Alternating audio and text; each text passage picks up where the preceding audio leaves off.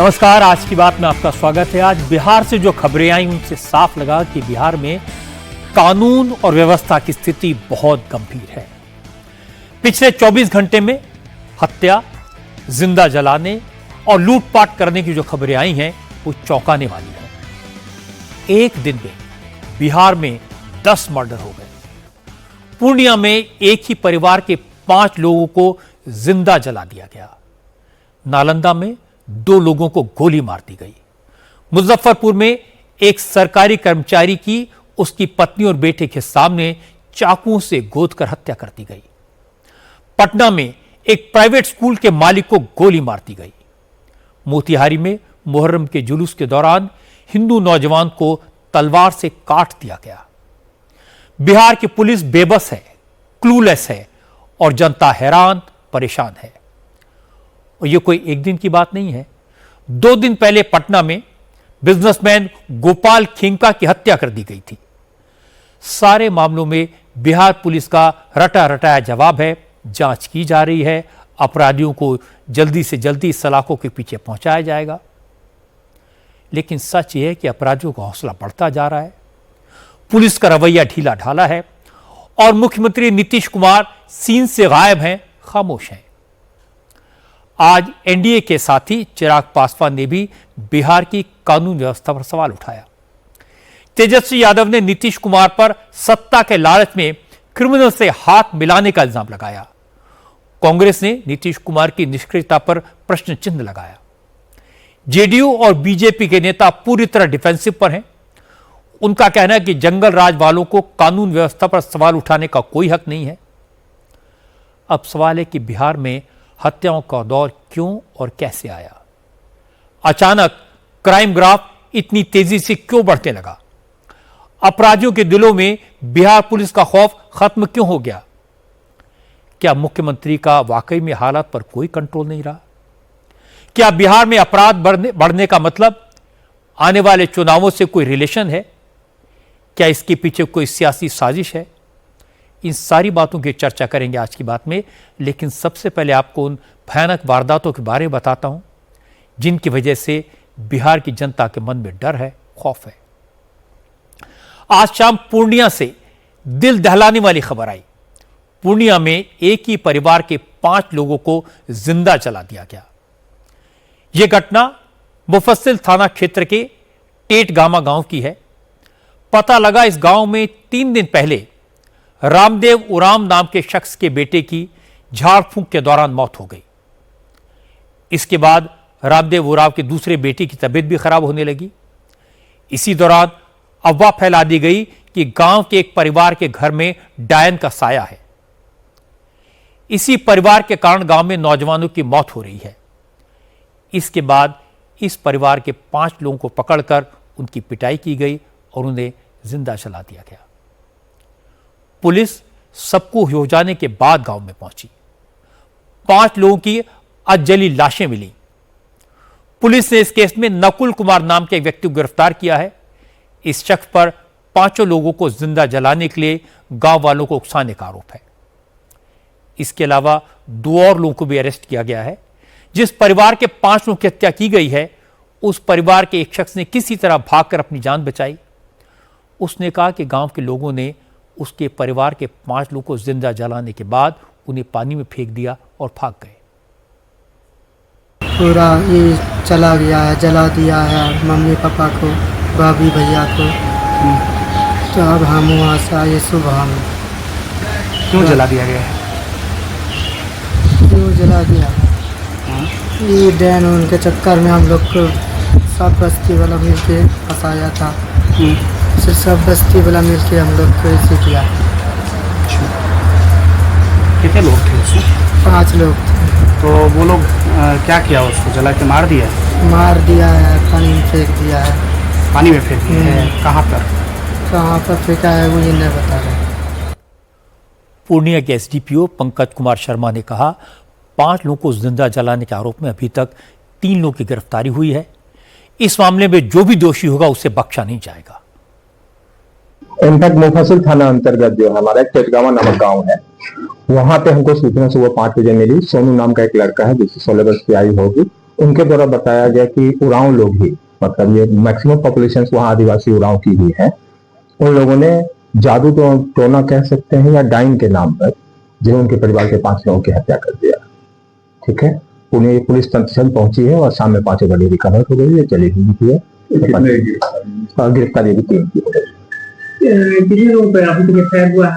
FIR 4 name जिन्होंने बोला था शुरू में, तो 4 में से 3 की गिरफ्तारी हो गई है, बाकी अज्ञात है जो अनुसंधान में आते चले जाए। ऐसे पूरे गांव के लोग इसमें शामिल थे, इनकी 3 टोला थी, सारे टोला के लोग इसमें थे, मैक्सिमम इसमें आदिवासी उरांव लोग। हत्या की सनसनीखेज वारदात बिहार की राजधानी पटना में भी हुई। पटना के दानापुर इलाके में एक प्राइवेट स्कूल के संचालक की सरेआम गोली मारकर हत्या कर दी गई। यह घटना DAV पब्लिक स्कूल के पास हुई है। जिस व्यक्ति को गोली मारी गई है उसका नाम अजीत कुमार है। अजीत कुमार 2 व्हीलर से अपने घर लौट रहे थे।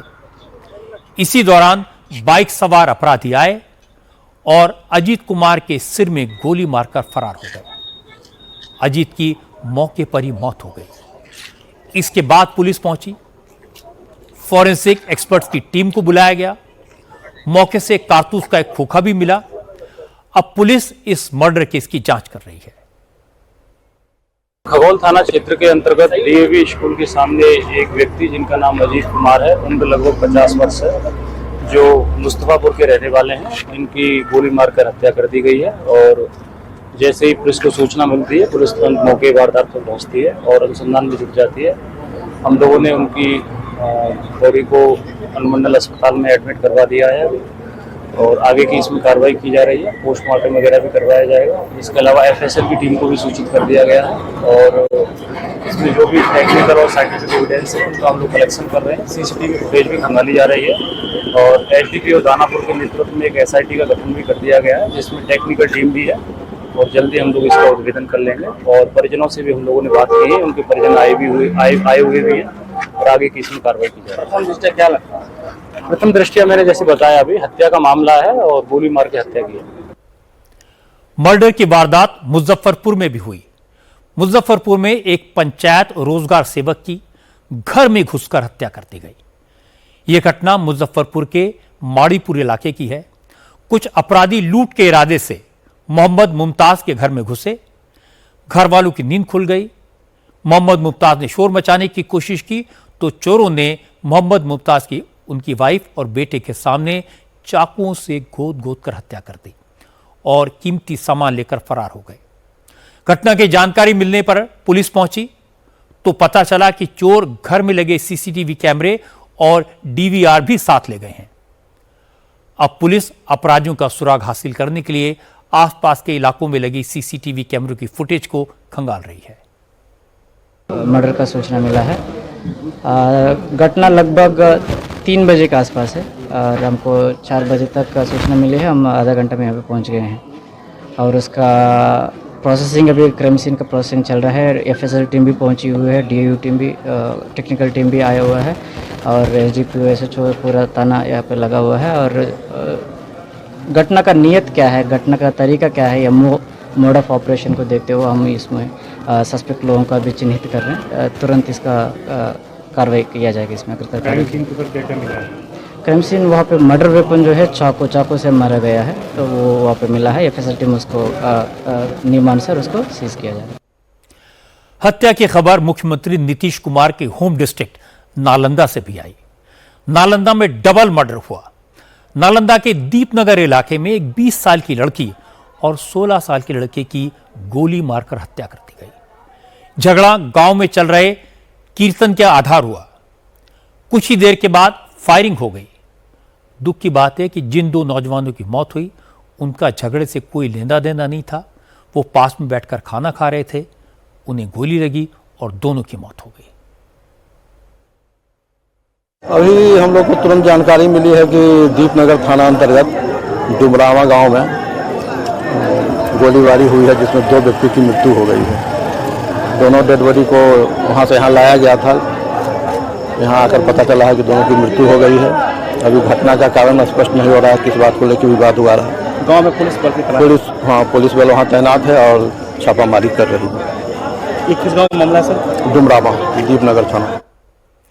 बिहार में 24 घंटे में 10 मर्डर हो गए, लेकिन किसी भी केस में पुलिस हत्यारे तक नहीं पहुंच पाई।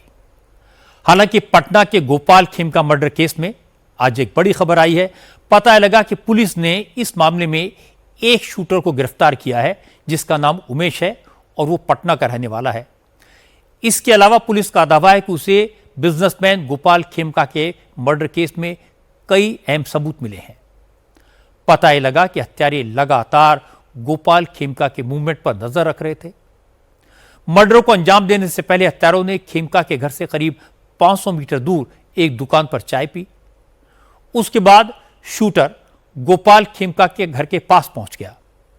एक इन्फॉर्मर बांकीपुर क्लब पहुंचा और दूसरा घर के 500 मीटर दूर बिस्कोमान भवन के आसपास था। जैसे ही खेमका अपने ऑफिस से निकले, पहले इन्फॉर्मर ने दूसरे को जानकारी दी। इसके बाद जब गोपाल खेमका घर पहुंचने वाले थे तो दूसरे इन्फॉर्मर ने शूटर को अलर्ट किया। घर के गेट पर पहुंचते ही शूटर ने गोपाल खेमका को गोली मार दी और जेपी गोलंबर से बिस्कोमान होते हुए जेपी गंगा पथ के रास्ते शूटर सोनपुर की तरफ भाग गया। पुलिस ने सभी रूटों के सीसीटीवी फुटेज की जांच की है। पुलिस ने इस मामले में पटना के फतुआ के अलावा हाजीपुर, सोनपुर से लेकर छपरा तक छापेमारी की। पुलिस को विजय नाम के शूटर पर शक है। विजय पर पटना के बुद्धा कॉलोनी थाने में हत्या का केस दर्ज है। इस केस में भी विजय फिलहाल फरार है। पुलिस का दावा है कि शूटर की पहचान कर ली गई है। पुलिस ने करीब 1 दर्जन लोगों को हिरासत में लिया है, उनसे पूछताछ की जा रही है।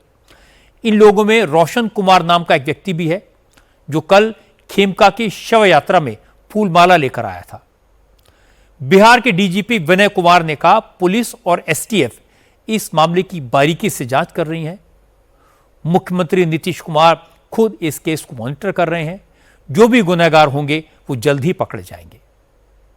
देखिए, इसमें पटना पुलिस की टीम, एसटीएफ की टीम काफी कारगर ढंग से सभी पहलुओं पर अनुसंधान कर रही है और जल्द ही इसमें हम लोग तार्किक परिणति तक पहुंच पाएंगे। कल भी मैंने काफी देर तक एसटीएफ में जाकर के अनुसंधान की समीक्षा की है पटना पुलिस और एसटीएफ के साथ। एडिशनल डीजी ऑपरेशंस भी मेरे साथ थे, तो अनुसंधान की पूरी समीक्षा की गई है। इसमें काफी सारी प्रगति हुई है, लेकिन अभी ये साझा नहीं किया जा सकता है प्रेस से। लेकिन हम उम्मीद कर रहे हैं कि जल्द ही इस कांड का उद्भेदन होगा और अपराध कर्मियों के विरुद्ध कारगर कार्रवाई की जाएगी। आज बिहार सरकार के मंत्री संजय सरावगी गोपाल खेमका के घर पहुंचे, उनके परिवार वालों से मिले। इसके बाद संजय सरावगी ने कहा, पहले गोपाल खेमका के बेटे गुंजन की हत्या हुई, फिर गोपाल खेमका का मर्डर हुआ। खेमका परिवार के 2 अन्य लोगों पर जानलेवा हमला हो चुका है। ये चिंता की बात है। संजय सरावगी ने कहा, जिन लोगों ने इस वारदात को अंजाम दिया है उनका तो एनकाउंटर होना चाहिए। पुलिस ढूंढ रही है सुराग और बहुत हद तक हम लोग को लगता है कि अपराधी तक पहुंचने के कगार पर है। गोपाल खेमका जी की नृशंस हत्या हुई। मुझे वो दिन भी याद है जब गुंजन खेमका जी की हत्या हुई थी। मैं 1 घंटे के बाद ही यहाँ पहुँचा था। मैं था नहीं, इसलिए मैंने आ नहीं सका था। ऐसे अपराधियों को चुन चुन कर जो इतने निशंक अपराधी है, अगर उनको इनकाउंटर भी करना चाहिए तो जरूर करना चाहिए। ऐसे अपराधी किसी हालत में भी बकसने योग्य नहीं है। बड़े व्यवसायी थे, क्या बिगाड़ा था इन्होंने किसी को? इनका पुत्र गुंजन खेमका, उनकी भी हत्या हुई। डीजीपी कह रहे हैं अपराधी बचेंगे नहीं। मंत्री महोदय कह रहे हैं अपराधियों को सजा जरूर मिलेगी, लेकिन विपक्ष पूछ रहा है कि अपराधी कब पकड़े जाएंगे, सजा कब मिलेगी। तेजस्वी यादव तो पिछले 2 महीने से बिहार में बढ़ते अपराध को मुद्दा बना रहे हैं। रोज आपराधिक घटनाओं की लिस्ट ट्विटर पर पोस्ट करते हैं। आज तेजस्वी ने लिखा, पटना में हत्या, नालंदा में डबल मर्डर, अपराधी मस्त, पुलिस पस्त, मुख्यमंत्री अचेत, अधिकारी जड़ और व्यवस्था निर्जीव। कहीं कोई किसी की सुनने वाला नहीं है। तेजस्वी ने कहा कि जो लोग जंगल राज के गीत गाते थे, अब उनकी जुबान बंद है। बिहार में राक्षस राज आ गया है और नीतीश कुमार चुप हैं। उनके मुंह से एक शब्द नहीं निकल रहा। देखिए, अपराधी बेलगाम हो चुके हैं। नीतीश कुमार जी ने अपनी नैतिकता को बेच दिया है और अपराधियों ने जो है इनकी नैतिकता को खरीद लिया है। इसलिए सत्ता में बैठे लोग जो है, अब तक मुख्यमंत्री जी सामने आकर के एक शब्द भी बिहार में बढ़ते अपराध के बारे में आज तक एक शब्द नहीं कहा कि मौजूदा 20 साल में इतना अपराध बढ़ा है, क्या हो रहा है। ये पूरी तरीके से बिहार में राक्षस राज आ गया है। आखिर क्या हो रहा है। एक घटना होती है थाना बगल में, 2 मिनट में पैदल चल के आ जाए, लेकिन 2 घंटे लेट आई खेमका जी का, और अब तक हत्यारे नहीं पकड़े। हमारे यहाँ गोली चली, क्या हुआ। अभी जो है नालंदा में ट्रिपल मर्डर हो गया, डबल मर्डर हो गया, सिवान में ट्रिपल मर्डर हो गया। आपका डीएवी स्कूल के बाहर सगुना मोड़ के जस्ट चंद दूरी पर जो है गोली मार दिया जाता है। मुख्यमंत्री आवास के बाहर कभी गोली चल रहा है, कभी आपका विश्वेश्वरैया भवन के सामने गोली चल रही है, और अपराधी जो है नहीं पकड़े जा रहे। तेजस्वी यादव को बिहार के deputy chief minister Vijay Sinha ने जवाब दिया। विजय सिन्हा ने कहा कि जिन्होंने बिहार को जंगल राज दिया वो नीतीश कुमार पर सवाल न उठाएं। आप बता दें कि सरकार कुछ नहीं कर रही है, तो बालू माफिया जो नरसंहार कराता था, 1000 राउंड गोली चलती थी, दर्जनों लोग को बालू में गड़ देता था। राजद से तो जुड़े लोग ज्यादातर थे। आज बालू माफिया शांत हुआ कि नहीं? सरकार पूरी सजगता से मुख्यमंत्री जी संज्ञान में लिए हैं। आज प्रेस मीडिया में क्या चल रहा है, किसके साथ? जो अपराधी है गोपाल खेमका जी के घटना में, उनके पुत्र के घटना में वर्मा का नाम आता है, किसके साथ फोटो है? नेता प्रतिपक्ष हिम्मत है बिहार में अपराध खत्म करने का, तो अपराधी माफिया और भ्रष्टाचारी को टिकट देना बंद करिए। 2 बार गलती से सत्ता में घुस गए और बिहार में फिर अपराधी को महामारी में बदलने का खेल खेले हैं। हम लोग उस महामारी को बीमारी से भी मुक्त करेंगे। क्योंकि तेजस्वी यादव ने सीधे मुख्यमंत्री नीतीश कुमार पर निशाना साधा, उनकी सरकार पर सवाल उठाया, इसलिए जेडीयू के प्रवक्ता राजीव रंजन ने उन्हें जवाब दिया। राजीव रंजन ने कहा, आपराधिक घटनाएं तो कहीं भी हो सकती हैं, लेकिन जिस तरह बिहार की पुलिस ने इसे चुनौती की तरह लिया, उससे साफ है कि अपराधियों को पाताल से भी खोज कर निकाला जाएगा और उन्हें सजा दिलाई जाएगी। देश में आपराधिक घटनाएं कभी भी कहीं भी हो सकती हैं। निसंदेह उसके बाद पुलिस की जिम्मेदारी क्या है, ये ज्यादा अहम है, और हर घटना को पुलिस मुख्यालय ने एक चुनौती के तौर पर लिया है।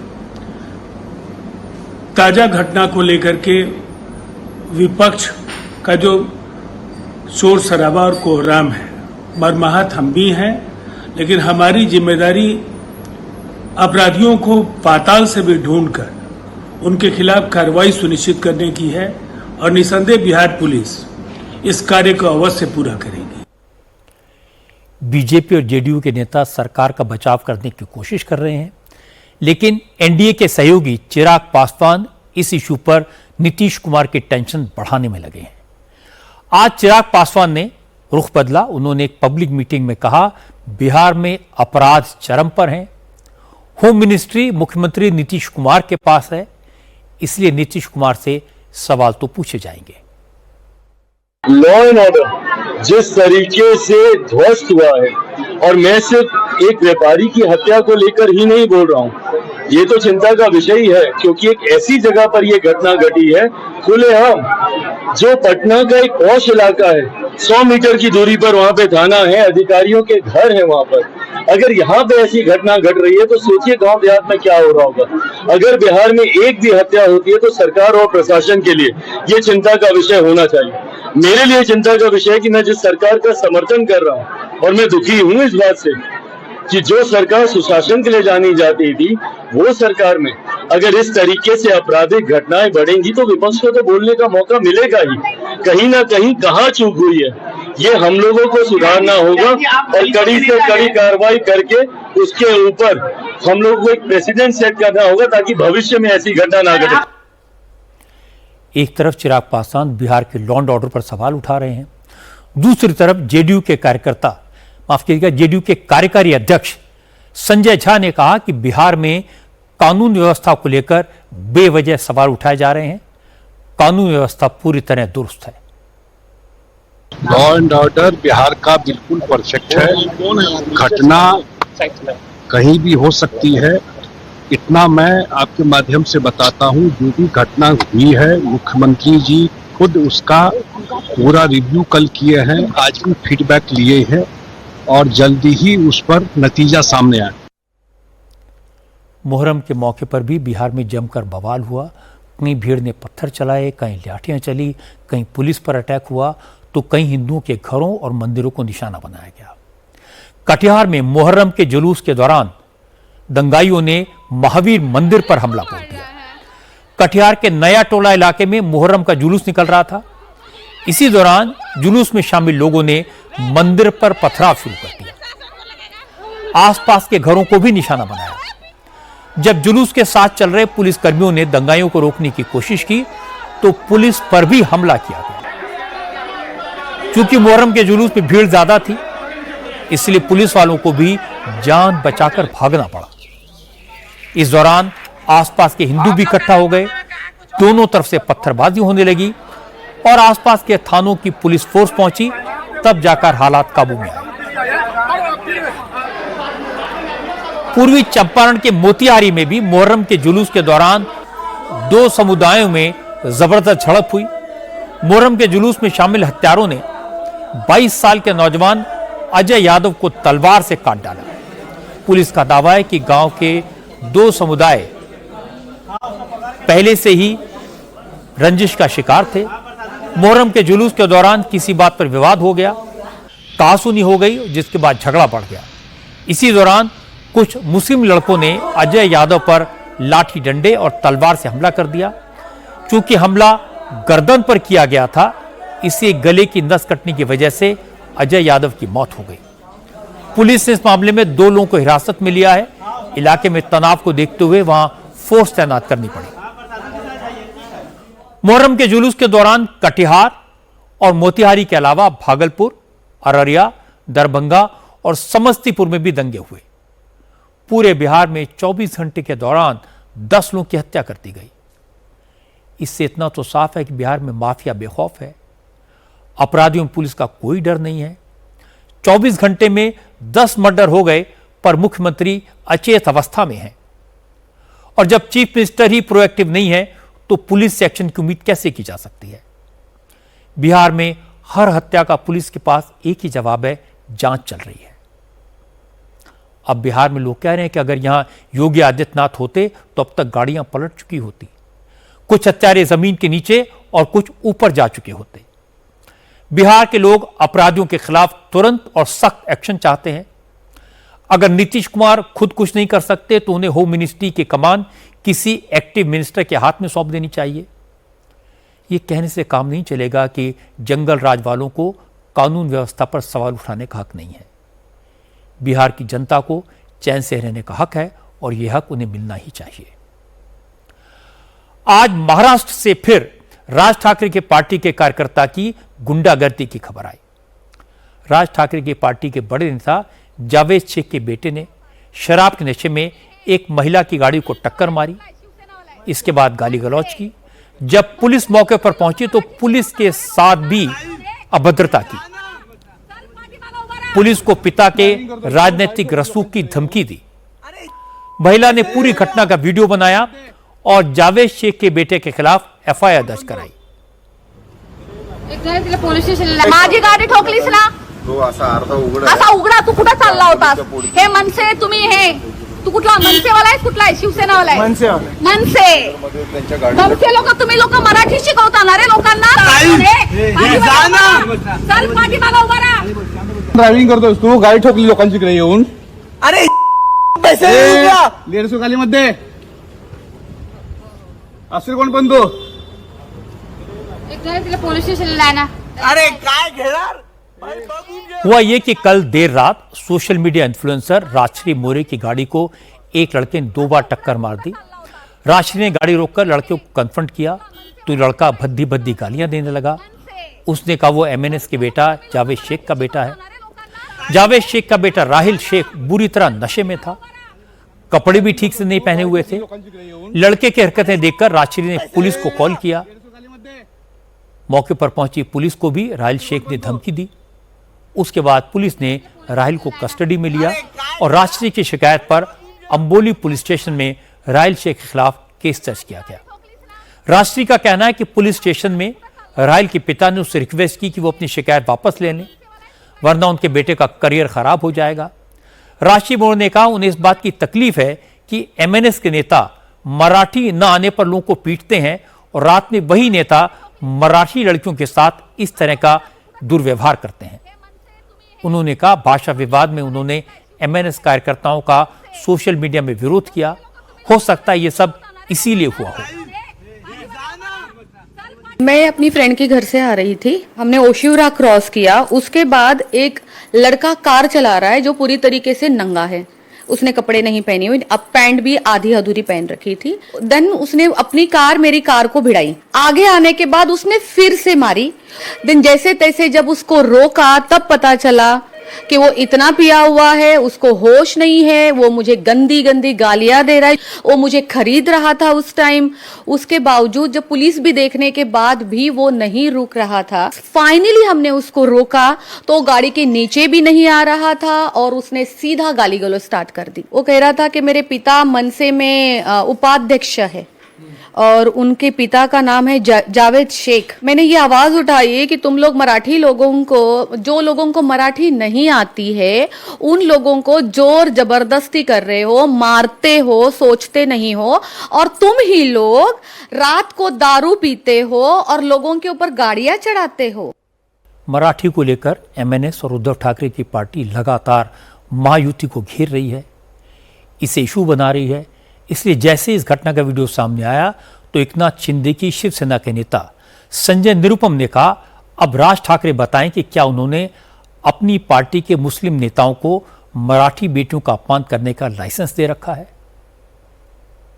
मनसे वाले मराठी भाषा के नाम पर जिस तरीके से उत्पात मचा रहे हैं, ये दरअसल गुंडागर्दी है।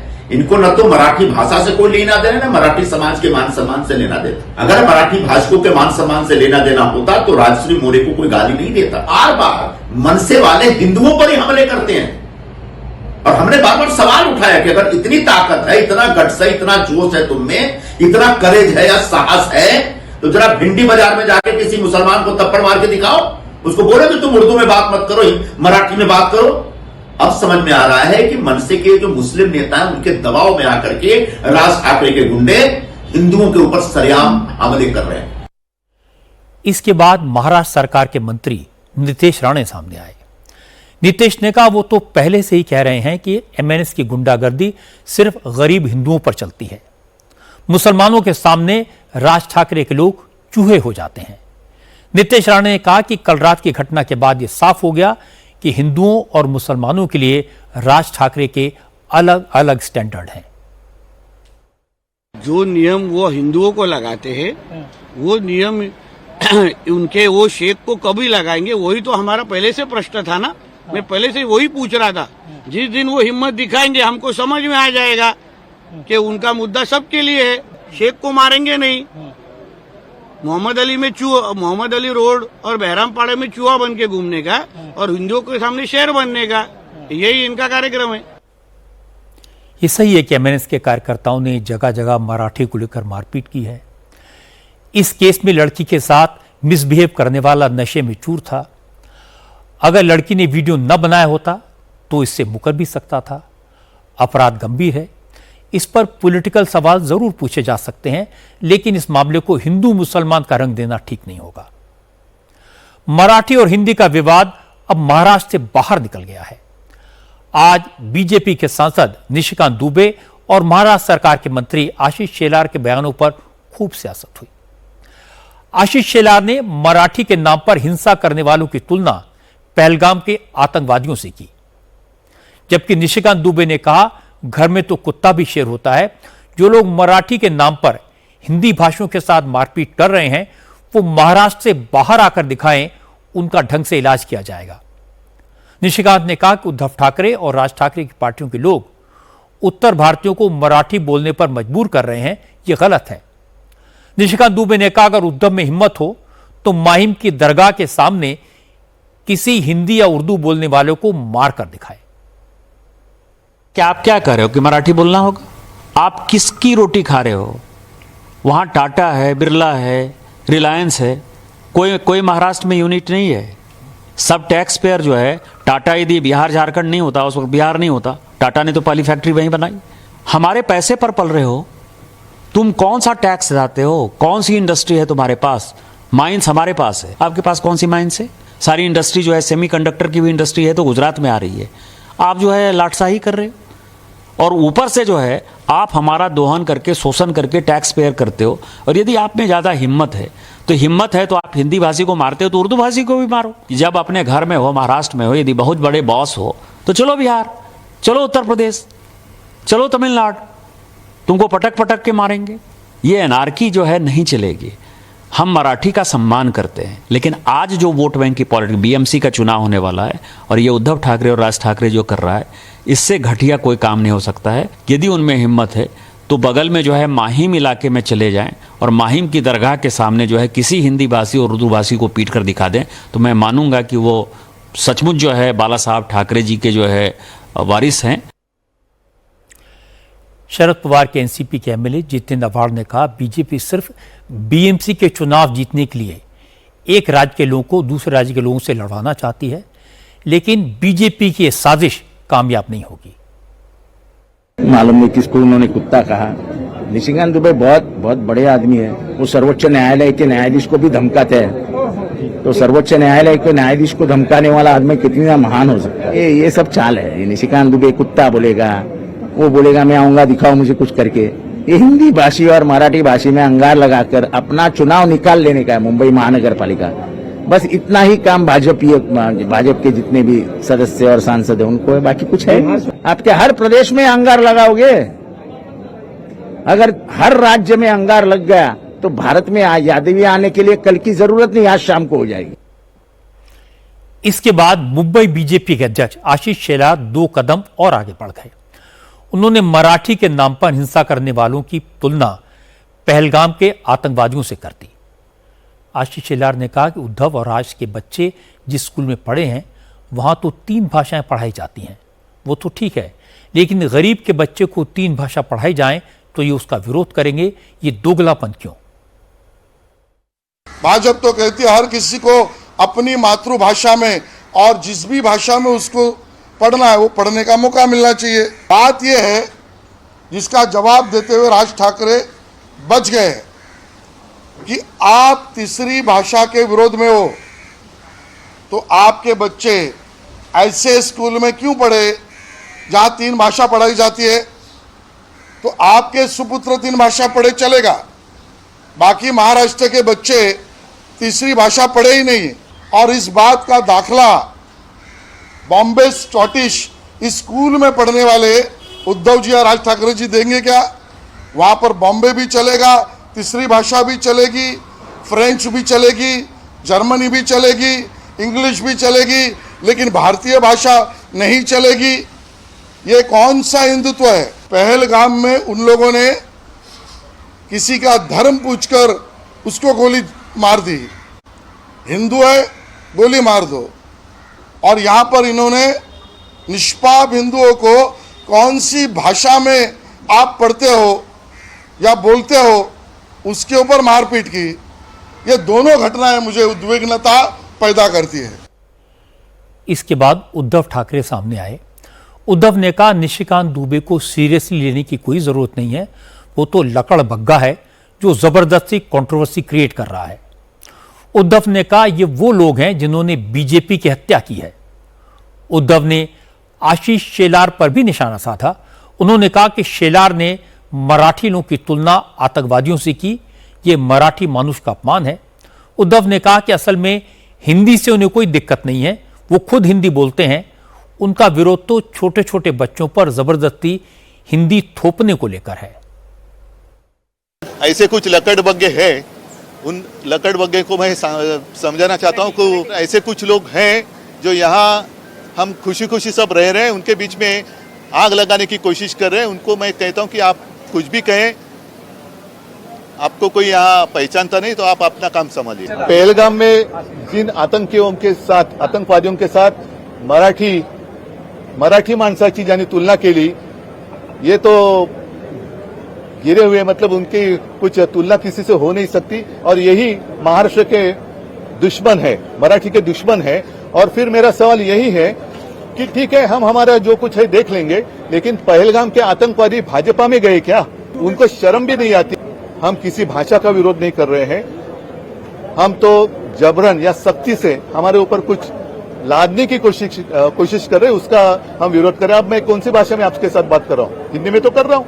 हमारे सांसद यहाँ खड़े हैं, संसद में हिंदी में तो बोलते हैं। जबरदस्ती क्यों? और अगर जबरदस्ती करनी है तो जो उत्तर के राज्य है, चाहे उत्तर प्रदेश है, हमारी कोई दुश्मनी नहीं है, लेकिन वहां तीसरी भाषा कौन सी होगी? ये कोई पहला मौका नहीं है जब मुंबई में उत्तर भारतीयों के साथ मारपीट की गई। और यह कोई सीक्रेट नहीं है कि उद्धव ठाकरे और राज ठाकरे मराठी हिंदी विवाद वोटों के चक्कर में कर रहे हैं। यह भी साफ है कि दोनों भाई अपनी गिरती बिखरती पार्टियों को संभालने के लिए साथ आए हैं। जो लोग महाराष्ट्र में वोटों के लिए गाली गलौच और मारपीट करवा रहे हैं, उन्हें यह कहने का क्या हक है कि निशिकांत बिहार के चुनाव की वजह से बयानबाजी कर रहे हैं। अब बात करते हैं उत्तर प्रदेश की। आज यूपी एटीएस ने धर्मांतरण का, कन्वर्जन का एक बड़ा रैकेट बेनकाब किया। यह रैकेट देश के कई राज्यों में हिंदुओं को इस्लाम में कन्वर्ट कर रहा था। कन्वर्जन के इस बड़े रैकेट का मास्टरमाइंड छांगुर बाबा है। असली नाम है जमालुद्दीन। एटीएस ने छांगुर बाबा और उसकी सहयोगी नीतू उर्फ नसरीन को भी गिरफ्तार किया है। छांगुर बाबा बलरामपुर का रहने वाला है। यूपी पुलिस को लोकल लोगों ने संदिग्ध गतिविधियों की शिकायत की। इस मामले की जांच यूपी एसटीएफ को सौंपी गई। इन्वेस्टिगेशन में पता चला कि इस गैंग में शामिल लोग हिंदू लड़कियों को टारगेट करते थे। इसमें नाबालिग लड़कियां भी हैं।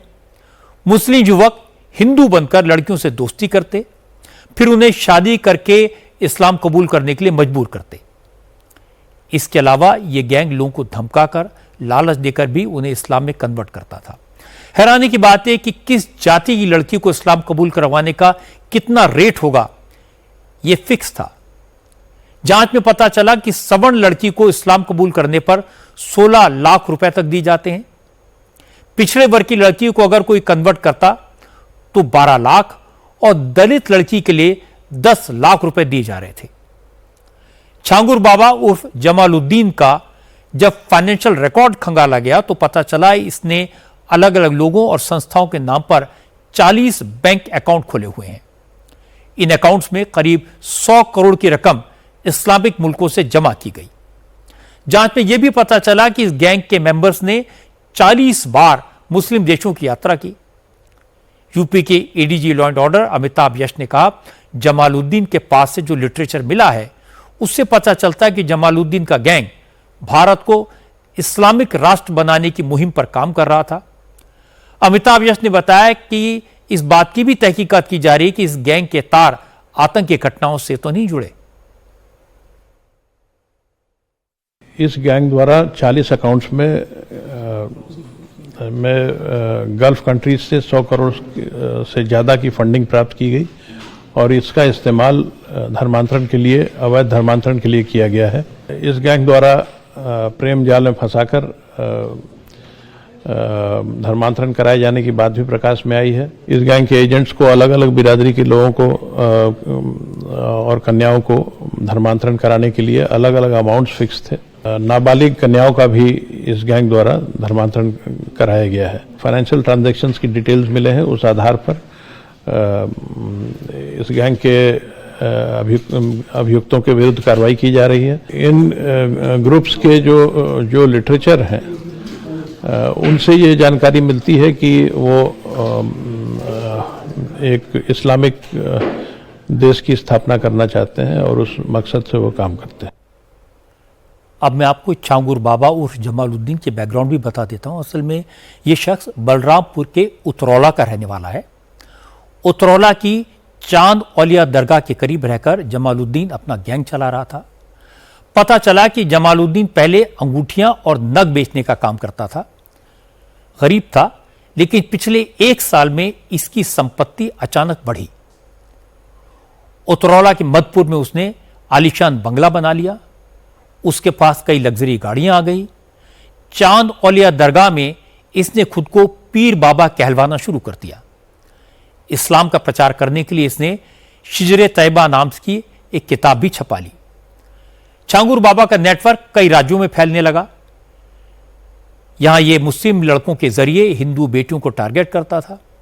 हमारी संवाददाता रुचि कुमार ने जमालुद्दीन के गैंग का शिकार बने कई लोगों को खोज निकाला।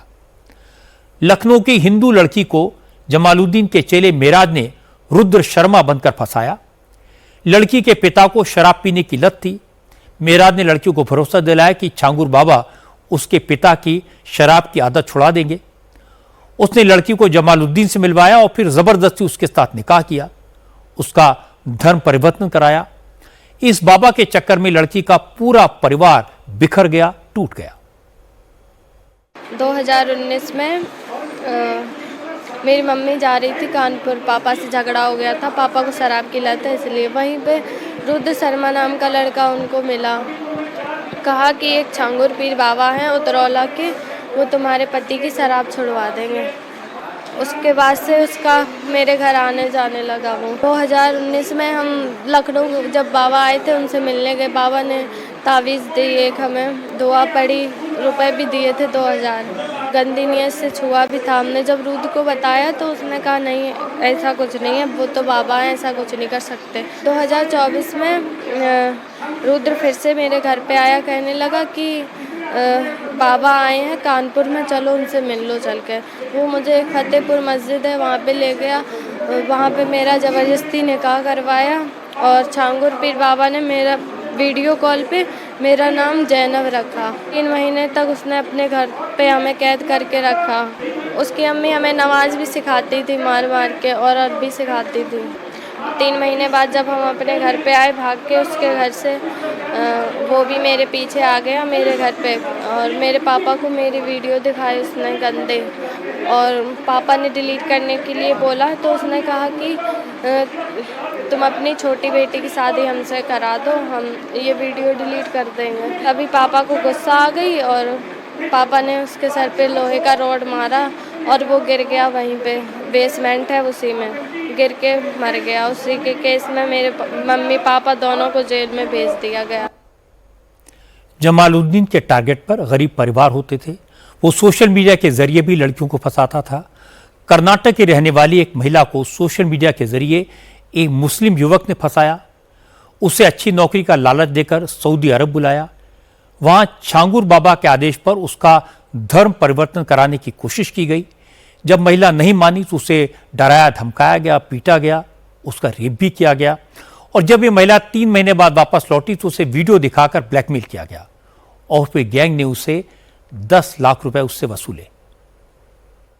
मेरी मुलाकात इंस्टाग्राम के माध्यम से हुई थी एक राजू राठौर के व्यक्ति के साथ में, जो असली में उसका नाम वसीम है। मेरी उनसे फ्रेंडशिप हो गई थी। उनकी फैमिली भी हिंदू बन के बात करती थी सारे।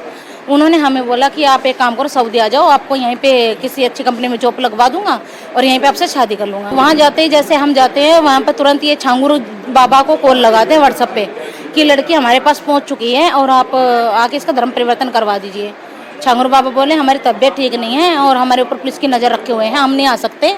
मेरा मुरीद रहता है अदिदलम शहर के अंदर, वो आ जाएगा, बदर अख्तर सिंध की। हमने मना किया, वहाँ पे मना कर दिया। हमने मना कर किया तो राजू राठौर और वसीम ने हमारे अश्लील वीडियो बना ली। जैसे मैं कर्नाटक आती हूँ, इनकी पैसे की डिमांड शुरू हो जाती है। 10 लाख रुपए ऑनलाइन उन्होंने ट्रांसफर करवा चुके हैं मेरे से 25 से 26 अकाउंटों में, अलग अलग। ये सारे छांगुर बाबा के गुरु का है। बलरामपुर में विश्व हिंदू रक्षा परिषद नाम के हिंदू संगठन ने आज छांगुर बाबा के शिकार 15 हिंदुओं की घर वापसी करवाई। संगठन का आरोप है कि देश विदेश में इस नेटवर्क ने करीब 3000 हिंदुओं को कन्वर्ट किया। विश्व हिंदू रक्षा परिषद के अध्यक्ष गोपाल राय ने कहा कि छांगुर बाबा नाम के इस बहरूपिये का संबंध आतंकवादियों से है, इसके पूरे नेटवर्क की जांच होनी चाहिए। एक फकीर आदमी है जो किसी 6-7 साल पहले वो मांग करके जीविकोपार्जन कर रहा था, आज 100 करोड़ से ऊपर की कोठी उसकी है। और आतंकी संगठन, धर्मांतरण, लव जिहाद और उसके अतिरिक्त काफ़ी ज़मीनों पर इसने कब्जा कर रखा है। महाराष्ट्र में पुणे में 16 करोड़ रुपए का इसने आतंकी गतिविधियों के लिए ये पैसा दिया, ये इकरारनामा है। और कई अकाउंट में जो गरीब हिंदू हैं 2 लाख, 4 लाख, 5 लाख दे करके कि ये हिंदू धर्म में क्या रखा है जो तुम हिंदू धर्म में अपना रहे हो। तो ऐसे में गरीब जो लोग हैं वो तुरंत उसकी बातों में आ जाते हैं और उनके अकाउंट में 4-4, 5-5 लाख रुपया जब दे देता है तो लोग धर्मांतरण स्वीकार कर लेते हैं, फिर लेके जाता है दुबई। विदेशों से तार इसके जुड़े हुए हैं, कई देशों से जुड़े हजारों करोड़ रुपया जो है ये विदेशी फंड नेपाल के जरिए आता है। ये बलात्कारी भी है और कई लोगों की हत्या भी कर चुका है और लोग इससे काफी डरते हैं। पैसे का लालच देकर धर्म परिवर्तन के केसेस तो पहले भी देखे हैं, लेकिन मजहब बदलने का रेड कार्ड पहली बार देखा। जमालुद्दीन बाबा बन गया, उसके चेलों ने हिंदू बनकर लड़कियों को फंसाया, पैसे का लालच देकर धर्म परिवर्तन कराया। ये पूरा केस वाकई में हैरान करने वाला है। और सबसे खतरनाक बात है कि ऐसे कारनामों को अंजाम देने के लिए इस्लामिक मुल्कों से 100 करोड़ रुपए आए। आप इसे लव जिहाद कह सकते हैं, ब्रेन वॉश कह सकते हैं। पैसा देकर धर्म परिवर्तन कराना कानूनन अपराध है, लेकिन बाबा जमालुद्दीन की साजिश इससे कहीं बड़ी लगती है और इसकी तह में जाने की जरूरत है। उत्तर प्रदेश के जिन सरकारी स्कूलों में 50 से कम बच्चे पढ़ते हैं, उन स्कूलों का मर्जर आसपास के इलाकों के दूसरे स्कूलों में किया जाएगा। हालांकि योगी आदित्यनाथ की सरकार ने स्कूलों के मर्जर का आदेश 16 जून को जारी किया था, लेकिन इसे कोर्ट में चैलेंज किया गया था।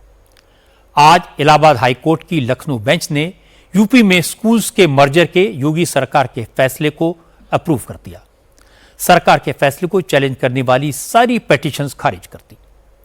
सरकार का कहना है कि पूरे उत्तर प्रदेश में करीब 27,000 ऐसे सरकारी स्कूल हैं जिनमें बच्चों की संख्या 50 से कम है और इन स्कूलों में हजारों टीचर्स पोस्टेड हैं, जबकि बहुत से ऐसे स्कूल हैं जिनमें बच्चों की संख्या सैकड़ों में है, लेकिन वहां टीचर्स की कमी है। इसलिए अगर कम संख्या वाले स्कूलों को दूसरे स्कूलों में मर्ज किया जाता है तो टीचर्स की कमी भी पूरी हो सकती है, बच्चों को बेहतर एजुकेशन मिल सकती है और सरकार के रिसोर्सेज का बेहतर इस्तेमाल हो सकता है। हाईकोर्ट ने सरकार के स्तर को सही माना। यूपी के जिन स्कूलों में बच्चे पढ़ने नहीं जाते, उन्हें चालू रखने का क्या फायदा? क्या इन स्कूलों को सिर्फ इसलिए चला जाए कि इनके टीचर्स पढ़ाने के लिए थोड़ी दूर नहीं जाना चाहते? स्कूलों के मर्ज होने से यह बात सही है, बेहतर पढ़ाई होगी, स्कूलों की हालत में सुधार होगा, जनता का पैसा वेस्ट नहीं होगा। शुरू में थोड़ी परेशानी हो सकती है, लेकिन अंत में स्कूलों के नतीजे बेहतर होंगे। और अब तो कोर्ट ने भी इस फैसले को सपोर्ट किया, इसलिए सबको इसमें सहयोग करना चाहिए। चलते चलते एक इंटरेस्टिंग खबर आपको बता दूं, एजबेस्टन में इंग्लैंड को रिकॉर्ड 336 रन से हराने के बाद हर तरफ कप्तान शुभमन गिल की तारीफ हो रही है। इस टेस्ट में शुभमन गिल ने कमाल की बैटिंग की, कई नए रिकॉर्ड बनाए, मैन ऑफ द मैच बने, लेकिन मैच के चौथे दिन उनकी एक ऐसी तस्वीर सामने है जिसने थोड़ी देर के लिए बीसीसीआई की टेंशन बढ़ा दी। शुभमन गिल जब इनिंग्स डिक्लेयर करने के लिए कैमरे के सामने आए तो उन्होंने नाइकी की इनर वेस्ट पहनी हुई थी। प्रॉब्लम यह हुई कि टीम इंडिया की ऑफिशियल किट स्पॉन्सर एडिडास है, जो नाइकी की राइवल है। एडिडास ने बीसीसीआई के साथ 5 साल का कॉन्ट्रैक्ट किया हुआ है। 250 करोड़ रुपए के इस कॉन्ट्रैक्ट के मुताबिक भारत के क्रिकेट टीम को एडिडास की ही ऑफिशियल किट पहननी होगी।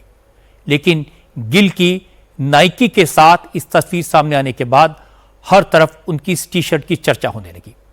हालांकि गिल को इस बात से कोई टेंशन नहीं हुई। जीत के बाद गिल जब मीडिया से बात कर रहे थे तो फुल कॉन्फिडेंस में थे। गिल तो इंग्लैंड के उस रिपोर्टर को ढूंढ रहे थे जिसने कहा था कि भारत आज तक एजबस्टन स्टेडियम में एक भी मैच नहीं जीता है और क्या वो इस यंग टीम के साथ इंग्लैंड को चैलेंज कर पाएंगे। मैंने ये मैच के आई थिंक पहले भी बोला था, ये मेरे हिसाब से one of the best teams है जो यहाँ पे one of the best Indian teams है जो यहाँ पे टॉर कर रही है। अगर I think one of the best teams के में से जो भी 16 प्लेयर यहाँ पे सिलेक्ट होते हैं, मैं ये बिलीव रखता हूँ कि कोई भी हमारा बॉलिंग टैग किसी भी सिचुएशन और कंडीशन में 20 विकेट ले सकता है। जी डेफिनेटली जसप्रीत भाई, he is one of the best bowlers in the world right now, but irrespective of that fact, any bowling attack of ours can take 20 wickets anywhere, and this was just another example of that. मुझे लगता है शुभमन गिल ने जानबूझकर Nike की shirt display नहीं की। कुछ second के लिए उनकी अपीयरेंस जरूर थी, पर इस पर बेकार का विवाद खड़ा नहीं करना चाहिए। बड़े बड़े मैचों में ऐसी छोटी छोटी बातें होती रहती हैं। फोकस तो शुभमन गिल की शानदार बैटिंग पर होना चाहिए, आकाशदीप की जबरदस्त बॉलिंग पर होना चाहिए, जिन्होंने मैच जिताया।